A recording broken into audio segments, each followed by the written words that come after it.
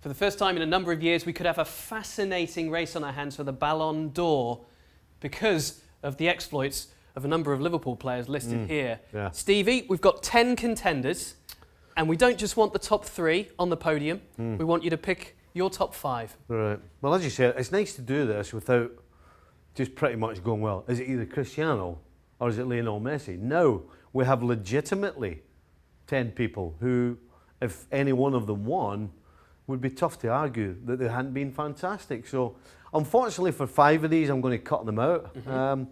And I'm going to start with number 5, and I had a tough choice between Raheem Sterling and Matthijs de Ligt. And eventually I went for Raheem Sterling. Okay. Because, you know, at the end of the day, his team were champions of the toughest league to win on the planet. And he was arguably the main reason. I mean, 17 goals in the Premier League in 34 games, 10 assists I think it was, and just generally creating havoc, not for a period of time, but for the whole season. So without Raheem Sterling, excuse me, in my opinion, I don't think City win the league. And a hair's breadth from the Champions League semi-finals as well with his goal. Absolutely, absolutely. All right, so we've got Raheem Sterling. That's an interesting pick at number 5. Where else do you go now? Number 4, we're going with Eden Hazard. Now, in my humble opinion, Chelsea do not get into the top 4 in the Premier League, and they certainly don't win the Europa League. I mean, you talk about one guy who single-handedly carried a team to what they hoped at the start of the season, and what they knew they weren't going to win the Premier League, but they needed to get in the Champions League, and because of this guy, that's the reason they did it. Yep. So for me, Eden Hazard, and again, he was so good. Guess what? Real Madrid paid over 100 million for him. Right, but he doesn't make the podium. No, he doesn't. I'm going to go number 3 with Alisson Becker. Again, we're in the realms of his team doesn't win the Champions League, and his team doesn't get within a point of the Premier League without this guy in goal. And I think the important thing is that if you were to pull out the saves that he's made all during the season, you wouldn't find many that we would call spectacular. And that's because he makes everything look so easy. He's always in a great spot. He always makes sure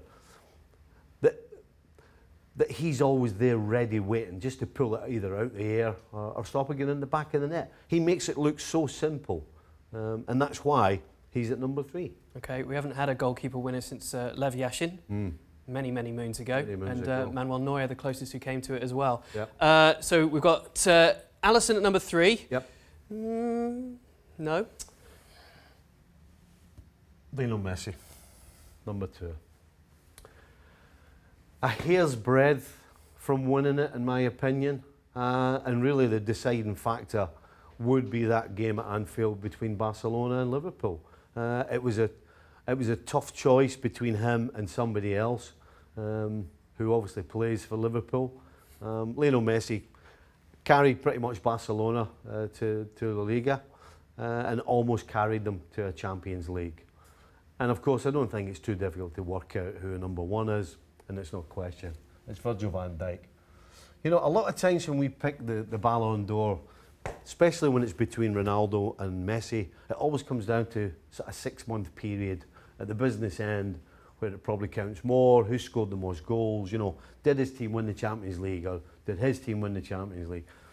But for a 12-month period during the start and finish of the Ballon d'Or, this guy has been absolutely impeccable. And a bit like Alisson Becker, you know, without this guy, they don't come within a point, and they certainly don't win the Champions League. So you may think I'm a little biased, but you know what? At the end of the day, this guy has been absolutely superb and superior to anybody else in his position for that 12-month period.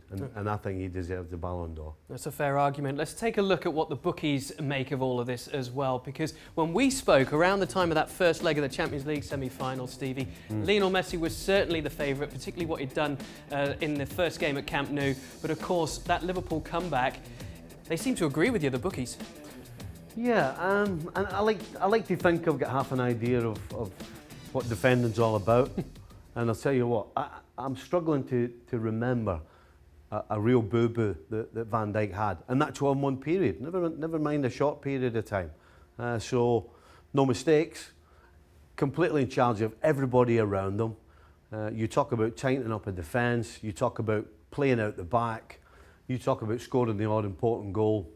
I mean, the guy pretty much did it all, and he deserves it. Okay, so the last defender to win this title back in 2006, Fabio Cannavaro. Will it be an unlucky, lucky 13-year streak broken with Virgil van Dijk in the running for the Ballon d'Or?